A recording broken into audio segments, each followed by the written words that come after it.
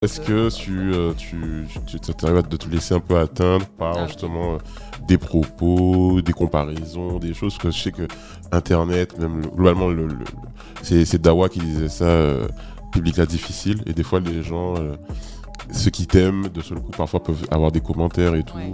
Et est-ce que toi t'as déjà eu ça? Est-ce que ça t'affecte, les commentaires négatifs? Sur le moment, ça pique, ça picote. Mm. Et l'idée, c'est de passer à autre chose. Oui, oui. En fait, on est humain, donc ça fait quelque chose, mais tu vas pas te dire, ah mince, il a dit ça, donc faut peut-être que... Et puis si ça m'arrive, parce qu'il y a des choses, si tu peux être dans des moments de fragilité un peu, et puis lire des choses et te dire, mince, peut-être que... Ouais. Et puis c'est là où l'entourage intervient et te dit, reste concentré. Ouais. Tu vois, Ouais. et c'est pour ça que c'est important d'être bien entouré aussi. T'as fait le choix de vivre la plus grande partie de ton temps en Guadeloupe, mais t'as l'ambition d'être national et comme tu disais, d'avoir une carrière qui grimpe jusqu'au sommet, et ce qui est louable et ambitieux, et c'est super. Est-ce que t'as la sensation que être en Guadeloupe peut être un frein? Est-ce que tu envisages et tu envisages de dire un jour venir Ouais. Ah ouais? Ah, je pensais pas de cette réponse, c'est ouf. Ah, c'est trop bien. Non, j'aime bien être surpris par les réponses, c'est trop bien. Oui, non, oui, Ouais. clairement, ouais. Ah. Ouais, c'est compliqué. J'ai pas choisi de rentrer définitivement en Guadeloupe. De 2012 à 2015 à peu près, j'étais une artiste indépendante.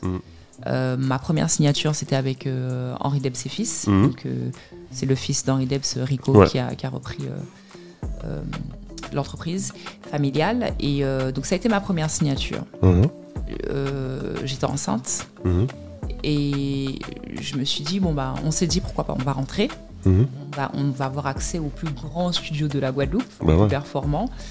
Et puis voilà, on est quand même face à un producteur qui a les moyens, qui a les contacts, etc. Donc on va rentrer au pays. La petite va profiter de ses premières années de vie là-bas. Et puis ça va me permettre J'avais déjà cette ambition on va attaquer un marché en fait, avec l'aide d'Henri Debs et fils. On a fait appel à Kinaï et Soké, qui sont deux beatmakers basés D'accord. au Canada. Ok. Donc Kinaï qui est guadeloupéen et Soké canadien. Ok. Et donc entre-temps, c'est devenu Banks and Ranks. Ok. Donc grand genre de compositeurs qui travaillent pour Sean Paul, etc. Ah tu ouais, vois. lourd. Et donc on les a fait rentrer en Guadeloupe. On a préparé un projet qui était destiné à être à proposer aux maisons de disques, etc. Donc quand je suis rentrée en Guadeloupe, c'était pour travailler sur quelque chose de plus big pour repartir. D'accord. Tu Ok. vois. Ok. Sauf que ça ne s'est pas passé vraiment comme ça. Pas de problème en particulier, mais on n'a pas réussi à s'entendre musicalement. Ouais. On a préféré arrêter le contrat plutôt que de se bloquer l'un et l'autre. Oui. Et donc voilà, pas d'histoire en particulier. Et donc, Mais du du coup, coup, j'étais en Guadeloupe.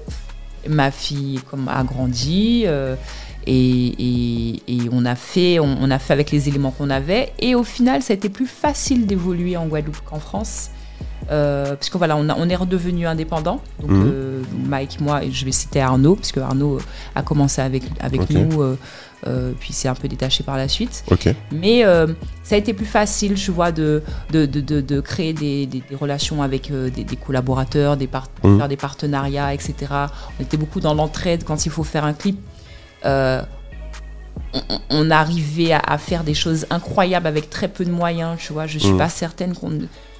Peut-être que oui, j'en sais rien, mais c'est moins facile d'évoluer comme ça en France. Le territoire est plus grand, les gens te font moins facilement confiance. Et là, on était à la maison, donc d'être rentré en Guadeloupe, ça nous a vraiment permis de pouvoir continuer avec les moyens qu'on avait en redevenant indépendant et autonome. Tu vois.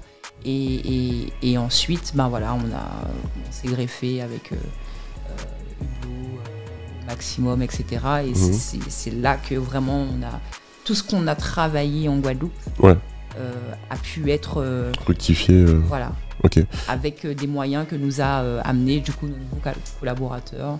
Et aujourd'hui qu'on a réussi à faire tout ça, aujourd'hui qu'on a réussi à prendre une place dans les médias, même si, tu vois, moi j'étais très bornée, je pensais que si je passais pas à la radio, je n'aurais pas pu y arriver, alors qu'en fait, c'est pas indispensable de passer à la radio pour tu vois.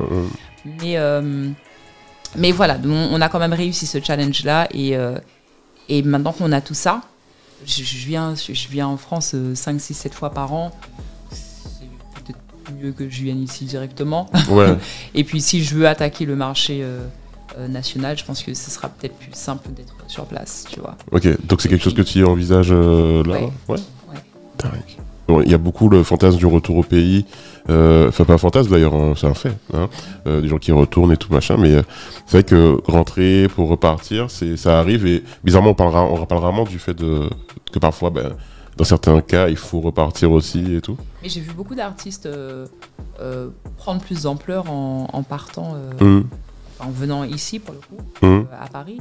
Je connais pas exactement, je vais le citer, mais je connais pas trop sa vie. Mais je sais qu'un artiste comme Kalash, peut-être a commencé en faisant pas mal d'allers-retours entre Martinique et la France hexagonale. Et à un moment donné, il a fallu qu'il s'y installe. Bien sûr. T'as plus de rendez-vous, c'est là que ça se passe. Hein. Voilà. Après, je vais encore parler de Lisnaïs parce que on est amis, donc on échange beaucoup. Elle me disait que, tu vois, encore une fois, elle vivait aux Antilles. En étant aux Antilles, les organisateurs peut-être faisaient moins appel à elle. Ah ouais. Et au final, en étant basée sur Paris, elle a eu plus de demandes de prestations aux Antilles. Ah ouais. C'est fou ça. Et alors au-delà de ça encore, il y a un autre débat qui est quand tu es un artiste antillais qui vit aux Antilles, tu vends moins de rêves parce que les gens aiment bien ceux qui viennent d'ailleurs. Et il y a encore des gens qui sont persuadés que, tu vois, quand ils me croisent, je suis en Guadeloupe, mais genre, tu vois, je suis de passage. Tu vois. D'accord. Tu vois, il y a un peu ce fantasme de, voilà, quand il y a un niveau de qualité ou un truc, c'est que ça vient bien. forcément d'ailleurs, tu vois. Après, s'il faut essayer de comprendre l'histoire, les machins. Bon, voilà, il y a on va pas rentrer dans ce Ouais. débat-là, mais voilà, on va donner plus de valeur à ce qui vient d'ailleurs. Et puis quand ça vient de chez nous, c'est voilà, je la croise à la boulangerie au début. Enfin, il y a des gens qui me disent je suis pas fan, hein, mais j'aime beaucoup ce que tu fais.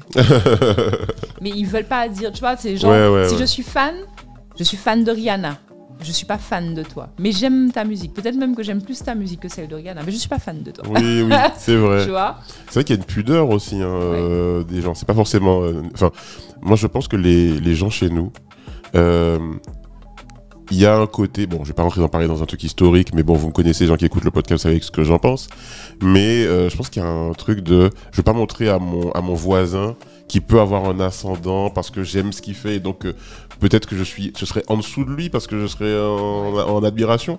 Mais alors qu'en fait, on peut admirer des gens, on peut admirer son voisin, c'est bien aussi. Après, voilà, voilà, c'est pas, je veux dire. C'est une généralité que je fais. Voilà. Il y a des personnes qui vivent en Guadeloupe et qui me croisent et en regardant l'interview vont se dire mais non, c'est pas ce que je pense. Etc. Oui, bien sûr. Il y a forcément des exceptions où il y a des courants de pensée différents. Bien sûr, mais évidemment. Là, ce qui prend le dessus, c'est ce côté c'est quelqu'un de chez nous. Et je fais quelques podiums. On m'a vu sur le podium. À Goyave la dernière fois. Ouais. Tu vois c'est bien Goyave, moi j'aime bien Goyave. Tu parles beaucoup d'amour dans ta musique. C'est un sujet que tu aimes beaucoup. Et est-ce que tu penses que tu es experte sur ce sujet? Non. Non. Pas du tout. Ah dommage, j'avais des questions là-dessus. Non, mais tu veux toujours. Non, je plaisante. Non, mais en fait, est-ce que c'est un sujet globalement qui te parle dans la vie de tous les jours? Est-ce que la question des sentiments, des émotions, t'es vraiment là-dessus? Oui, non, c'est très très important. Je suis pas experte sur le sujet. Je t'interroges? Je m'interroge, mais c'est surtout en fait c'est mon expérience à moi et j'essaie de devenir experte de ma propre vie sentimentale. C'est déjà pas mal. Ouais. J'essaie d'apprendre de mes erreurs, de pas reproduire les mêmes choses, d'essayer d'attaquer sous un angle différent parfois, tu vois. Mais comment dire, on parle de ma vie personnelle ou de ma musique? Comment je prends ça? Bah en fait, bien sûr, on parle de la musique principalement, Ouais. mais globalement, vu que c'est une thématique qui te parle et que tu explores sur différents angles, justement, Ouais. et il y a cette créativité autour du sujet pour le renouveler et aller chercher des trucs, notamment quand tu prends l'exemple de la personne qui a trompé et qui est dans le rôle principal, ou on va parler après de All You Need, qui est une autre façon de voir les relations et tout, C'est vrai. notamment dans le clip que je trouvais intéressant. Euh, Est-ce que toi, tu penses avoir un peu compris la chose de l'amour Je pense avoir compris à mon niveau, par Mhm. rapport à mon Ouais. expérience à moi, par rapport à ce que moi je veux, ce que j'attends et les erreurs que je ne vais plus reproduire. Tu vois. Maintenant, on est tous très différents et ce qui Bien fonctionne sûr. pour moi ne va pas fonctionner pour les autres. Mhm. Après, comme je te disais, pour écrire, pour avoir une inspiration, j'ai besoin d'être dans un état C'est ça. émotionnel. Donc, et souvent, c'est l'amour et les relations humaines qui vont me mettre dans un état particulier. Mhm. Et c'est pour ça que, tu vois, la musique, c'est une forme de thérapie pour moi parce que Oh. je vais avoir beaucoup de mal à dire ce que je ressens. Je vais, Ok. tu vois, par exemple, je sais pas, on va être dans un baby, là. et, et à un moment donné, je vais avoir du mal à exprimer les choses et à tel point que, je sais pas, je vais essayer imager, pardon. Mhm. Tu vois, genre, tu as l'impression que tout est noir et il n'y a plus aucun mot qui te vient et tu fais un blocage et tu sais même pas ce que tu voulais dire et tu sais même plus de quoi tu parlais en fait à la Ouais. base. Et tu es complètement déstabilisé, perdu et tu n'arrives plus à exprimer ce que tu Ouais, ressens, je vois. tu vois. Ouais. Et tu sais même pas ce que tu ressens en fait. Mhm. Ça m'est souvent arrivé d'être dans cet état-là, face à quelqu'un. Mhm. Mais après, quand je suis toute seule et que je prends le temps et que j'écris, là, j'arrive à exprimer les choses. C'est marrant, ça me fait comme quand tu as une embrouille avec quelqu'un, que tu sais pas quoi lui répondre quand tu t'embrouilles, puis après quand tu rentres chez toi, ouais, j'aurais dû lui dire ça. Ouais, parce que. Voilà, c'est ça. Ouais, c'est ça, exactement. C'est un Donc, peu ça. en fait, pourquoi je pose cette question, c'est parce que, bon, donc moi je suis de Guadeloupe aussi, comme toi. Moi, Trois-Rivières représente bien évidemment Gobert aussi. Quoi que.